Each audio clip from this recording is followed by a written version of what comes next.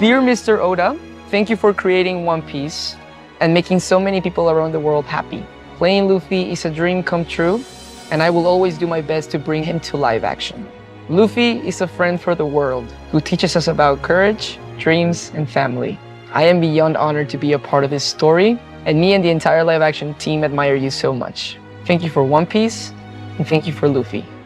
I feel like this role was meant to be, and I want to play Luffy for a very long time. 本当にそうしてほしい。もう君以外想像できない今のところ。I'm Monkey D. Luffy, and I'm gonna be king of the pirates.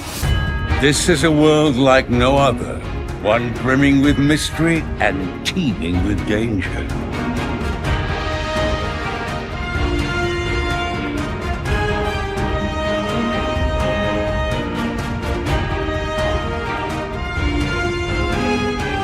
This is a world of pirates. Nerdrotic.com. After sailing the low seas of soulless corporate remakes, horrible adaptations, character assassinations, and beloved IP vandalizations, we have found our treasure.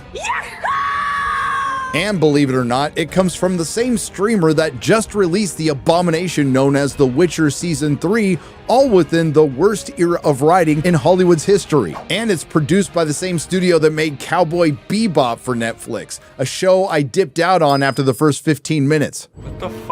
Look at my So it's a bit of a shocker. We are going to discuss a Netflix adaptation of a manga/anime produced by the same studio that made Cowboy Bebop that I loved. Ladies and gentlemen, let's talk about One Piece.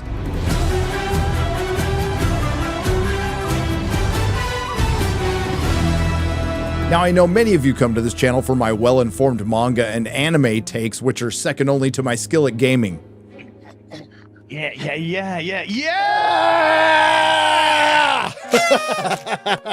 I'm a gamer! Ow, get out of the fire! Can you read what's on the screen? It says drop. Yes!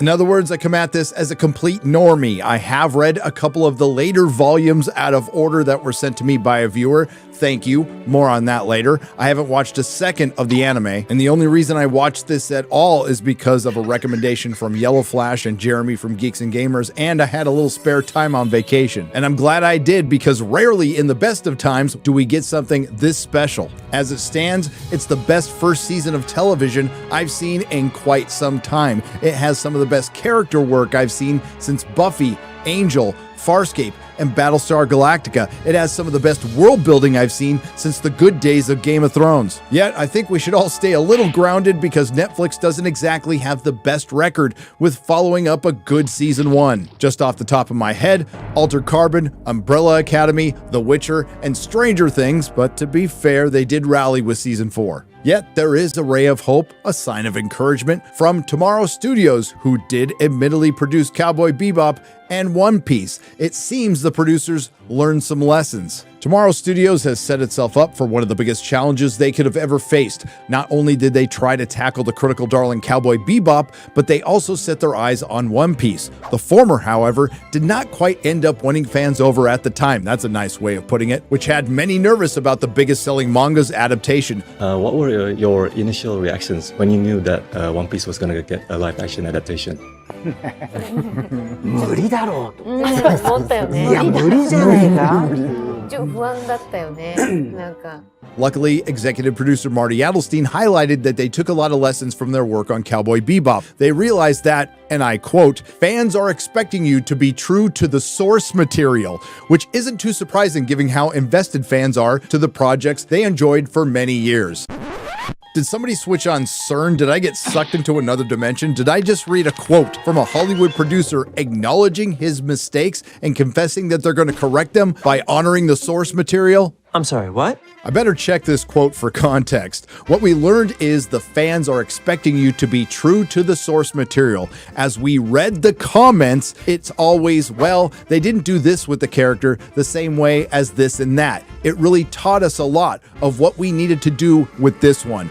There's even another one from Tomorrow Studios president Becky Clements. It became everyone's goal to make sure that when you looked at the show, you thought it was another live-action version of the manga that felt like another feather in the legacy of Oda, One Piece's creator. The people just get to see another genre, but still have the same reaction and feelings towards the narrative. And it probably has something to do with the series creator being heavily involved. One Piece creator talks Netflix's live-action series. If I wasn't satisfied, this wouldn't see the light of day. And that series creator is Eiichiro Oda, and I probably mispronounced that, Eiichiro Oda, who happens to be one of the best-selling authors of all time, selling 500 million copies of One Piece, outselling things like Batman, and the anime has over 1,000 episodes, and yes, I had to look that up because I'm a normie. We brought the very first episode that Oda-sensei drew. 1997. I'm 19. This is older than me.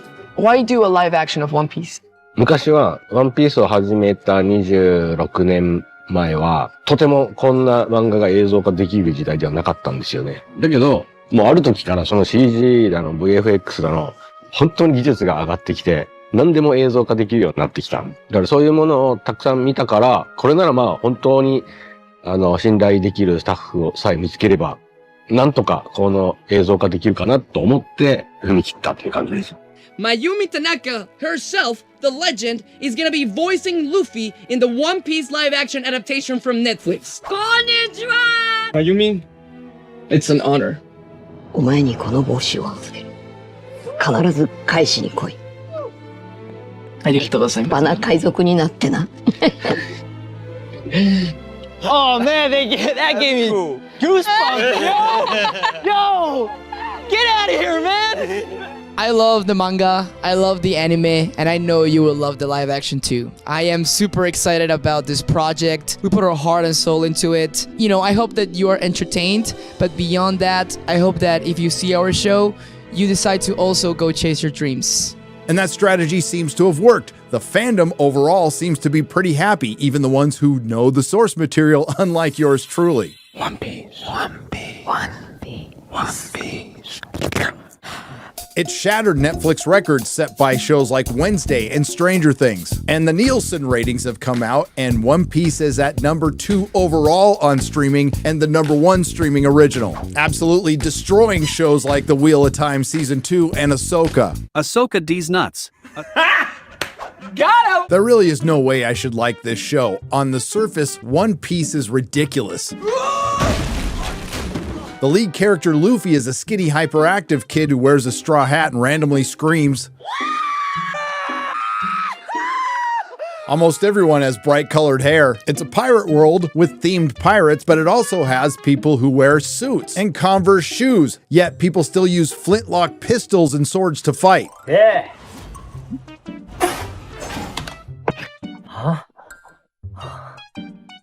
Animal-themed ships, messenger seagulls who wear hats. There's fishermen who look like they're from Huntington Beach. There's Marines who have Marine written on their hat, and everyone communicates through snails.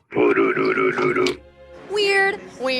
Yet, it all works. Within the first 5 minutes, partially through Ian McShane's introduction, we learn this is mostly an ocean planet scattered with islands filled with pirates, danger, and mystery. And 22 years prior to our story beginning, the Pirate King Gold Roger, during his execution, ignites the new pirate era. You want to know where my treasure is?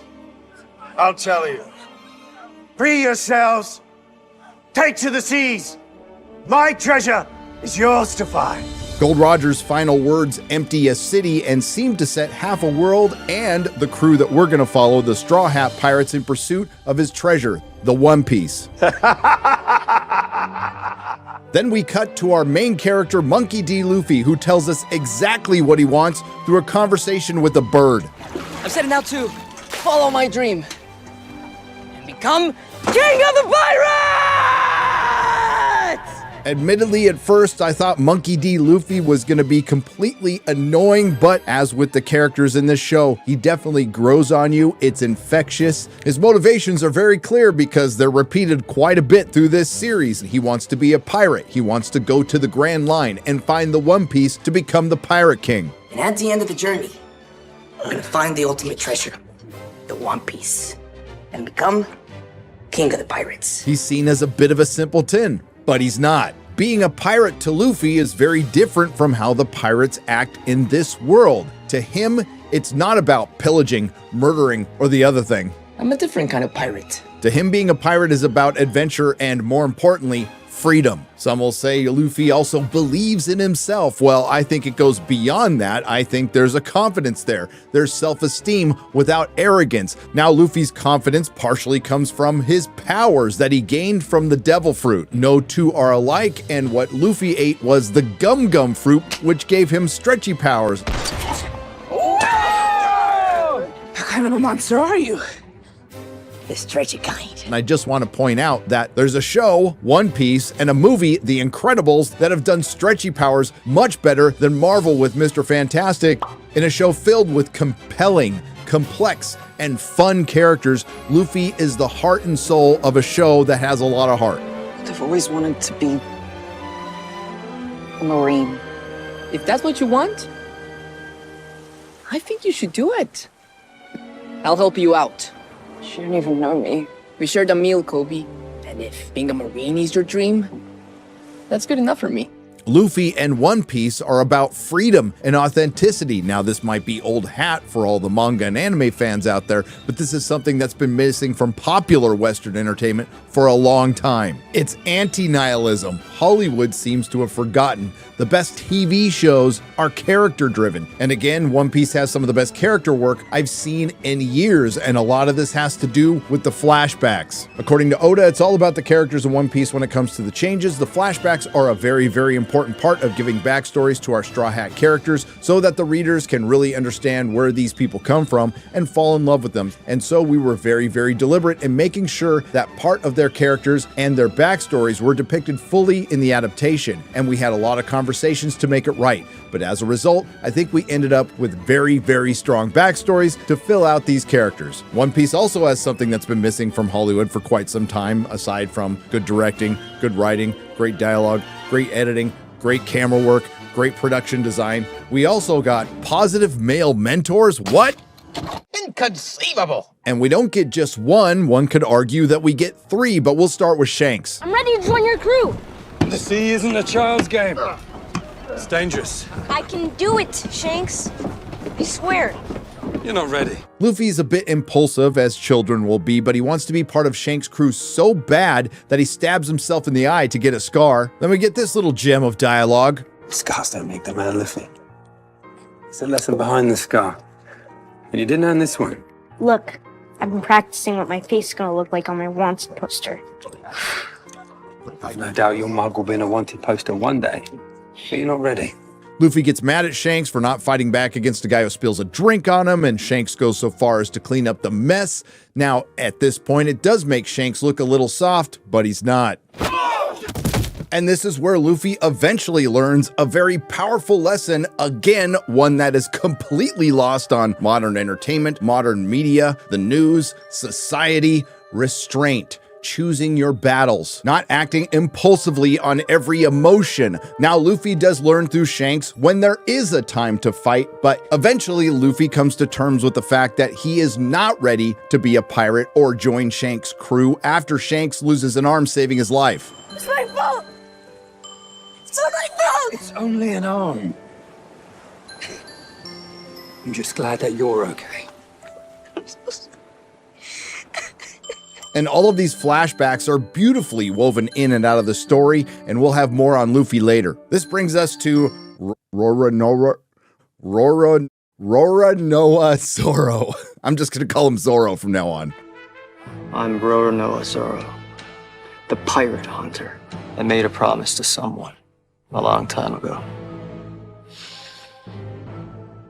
To become the world's greatest swordsman. Within the first couple of minutes of his introduction, we learn that he lost someone close to him, and that he's a pretty formidable fighter, especially spending half of his first fight not using any of his 3 swords.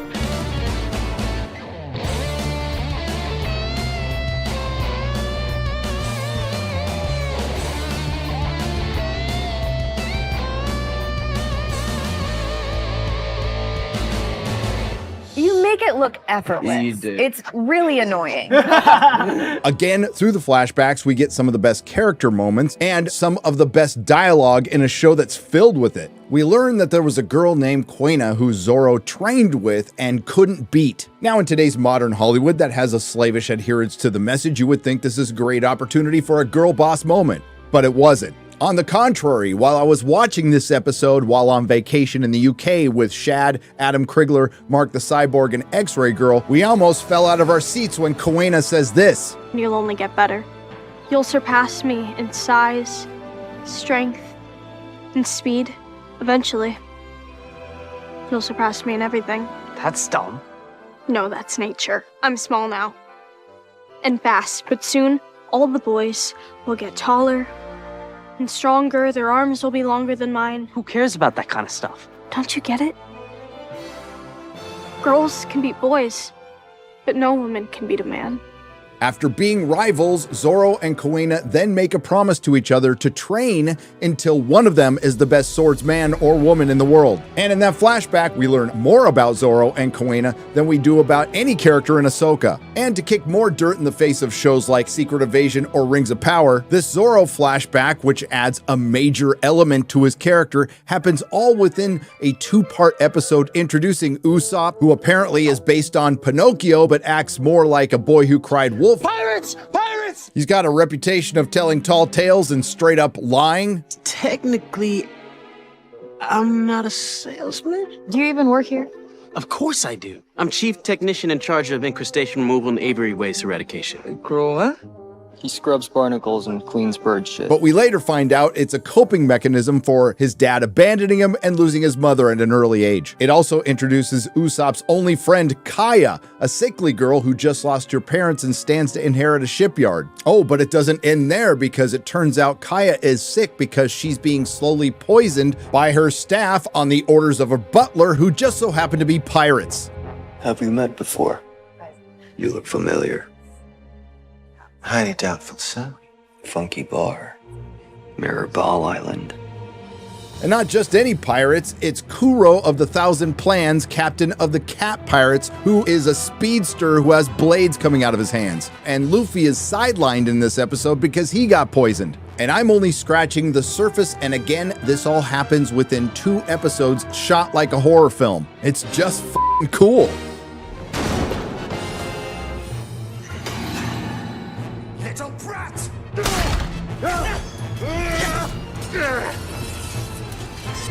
Oh my god!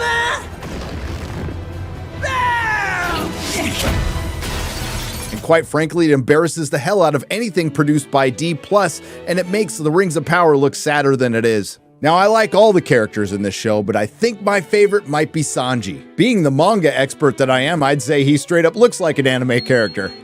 Yes! This was sick! Yes! Oh my Yeah. god! Yes. Are you kidding me? Yes. Wow. So good. Oh, you Oh, remember the flip! Yes! The flip was fully on back.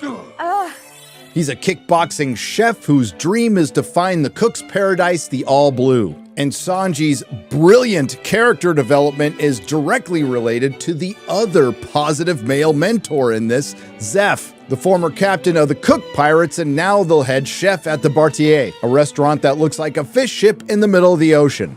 Let's eat!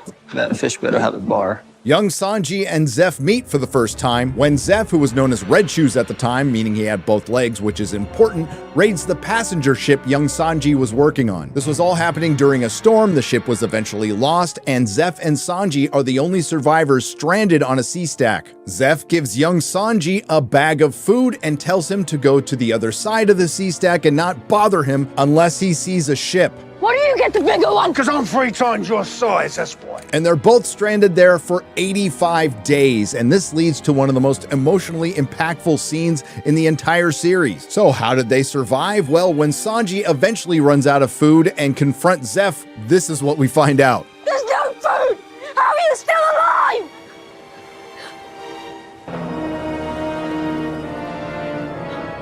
Your leg!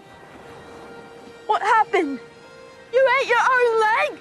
That's right, an emotionally impactful scene about a guy eating his own leg to save a kid who wants to achieve his dream, finding the All Blue, which just so happened to be Zeff's dream, which he has now abandoned. So I'm gonna need you to live on. And I'm gonna need you to fulfill that dream. Sanji and Zeff are constantly fighting, and when they first introduce Zeff, he comes off as a total dick. But again, at the end of essentially a 2-episode arc, Zeff becomes one of the best characters in the show. And describing it doesn't do it justice, but I don't know how anybody couldn't be hitting the feels in that goodbye scene between Sanji and Zeff, especially to those of us who have lost our pops. Hey, Sanji! You keep your feet dry. You know, all these years, living under your shitty roof, cooking at your shitty restaurant, I owe you my life. Thank you for putting up with my shit all these years, old man. I'll never forget you, Zeff.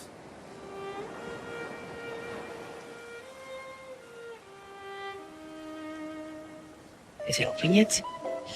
No. And can you please give me some quiet and some space? And now it's time to talk about Nami. In this era of girl bosses, that's what I thought she would be, but thankfully, I was wrong.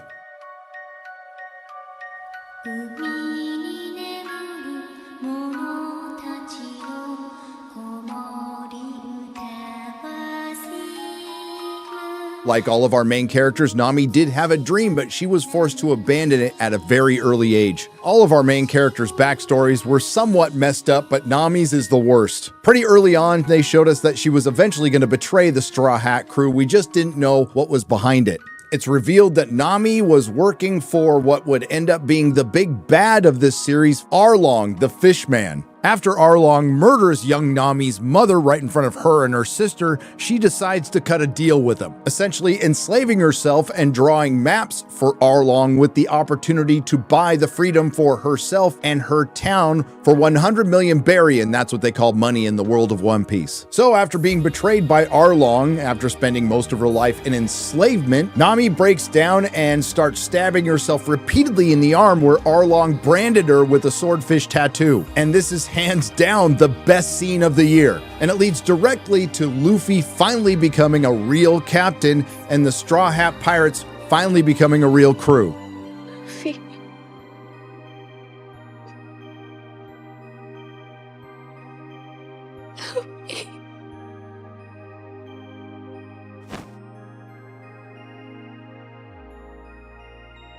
Of course I will. Of course I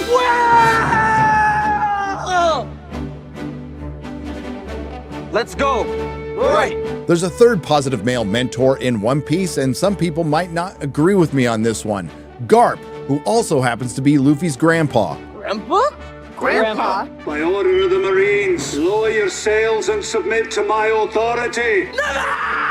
While he might not have been the best male mentor to Luffy, he was to Kobe, who was introduced earlier on in the series, and he wants to be a good Marine. Despite recognizing that the Marines are largely a corrupt organization, something Garp is fully aware of and still trying to fight against. The world is not a simple place.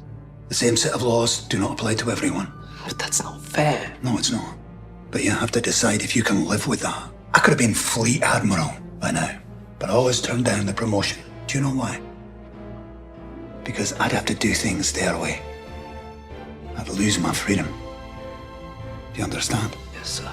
The world is not fair, but the Marines are all that are standing between order and anarchy. And there's a pretty interesting lesson there that I'm not even sure the writers intended. Just because life isn't fair doesn't mean you black pill. So yes, Garp does end up being a positive male mentor for Kobe and Captain Morgan's spoiled son Helmeppo. And watching Garp jump from being pissed off at the pirate Luffy as a Marine and full of pride as the grandpa of Luffy was great. And as far as villains go, they just keep getting better as the series progresses. There's Helmeppo's dad, Captain Axehand Morgan. Why is he called Axehand? Axehand. who just ends up being a corrupt, arrogant fraud. There's Buggy the Clown, who again was a character I thought would be annoying as hell, but ended up brilliant. You shitidiots have no idea what you're doing.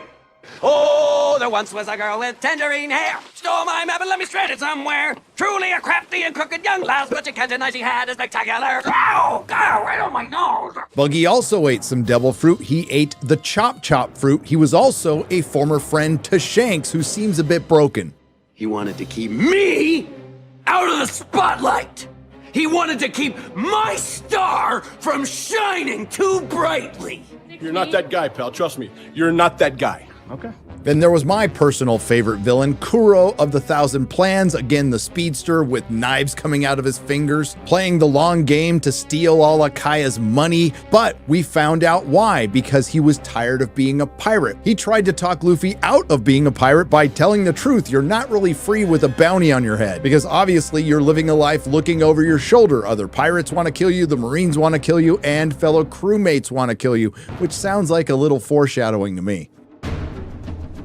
Now the time has come to restore the natural order of this world. And there's the true big bad of this season of One Piece, Arlong, the fish man who feels his people have been oppressed in this world and he will do anything to right that wrong, including enslave little girls, eat people, all to put the human race where they belong, beneath him. Haven't you done enough? I'm just getting started, darling. A fishman supremacist who became what he hates, a racist. Then there's a couple of characters who don't have a lot of screen time, but they make the most of it.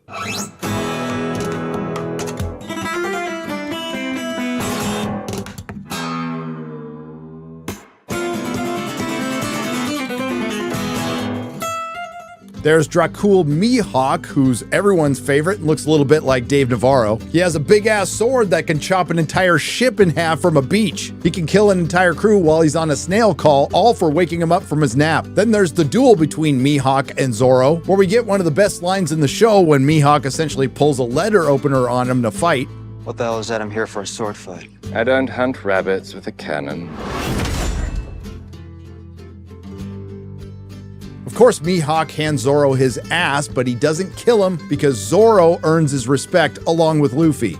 Roanoa Zoro, it's too soon for you to die.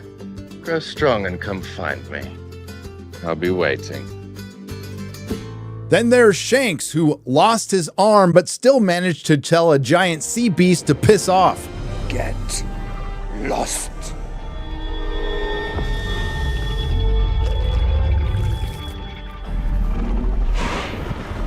And all of this displays that there is a much bigger, badder world out there that they have been talking about, especially on the Grand Line. It also defines the power levels. As invulnerable as Luffy seems, and as badass as Zoro is, and Sanji, they are still vastly overmatched. And Luffy does have a weakness. When you eat the devil fruit, the sea turns its back on you. In other words, if he gets wet with seawater, he loses his power and he can't swim, which is a bit of a problem when you're in a world that's mostly covered in seawater. And that's just a couple of examples of those little details that make this so good that I'm sure have a lot to do with them having to adapt multiple volumes of manga, multiple episodes of anime, and condense them down into an 8-episode season. Again, I wouldn't know because I'm a complete normie when it comes to One Piece that this is how it's done, but you tell me. It's a shame this much care wasn't put into things like The Witcher here on Netflix, or Rings of Power on Amazon, or even Star Wars over at Disney. Another rare thing, this isn't an 8-episode streaming series with filler, not a second is wasted. And most importantly, it's fun.